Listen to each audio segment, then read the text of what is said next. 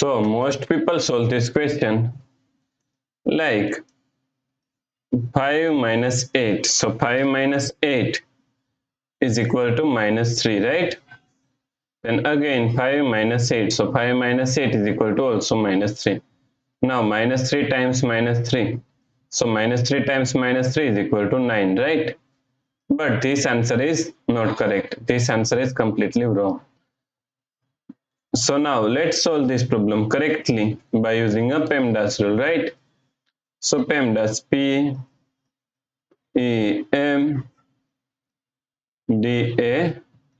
According to PEMDAS, first priority is parentheses, then second priority is exponents, then third priority is multiplication and division. Here multiplication and division both have equal priority, so we have to solve it from left to right. Then fourth and last priority is addition and subtraction. Also addition and subtraction both have equal priority, so we have to solve it from left to right.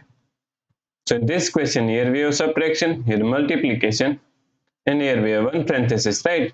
So according to PEMDAS rule, first we have to solve parenthesis. So now 5 minus 8. Now solve this parenthesis. 5 minus 8 is equal to 3. So times minus 3, right? Now here we have subtraction and here multiplication. So according to PEMDAS rule, first we have to solve multiplication, then we have to solve subtraction. So 5, now minus 8 times minus 3 is equal to plus 24.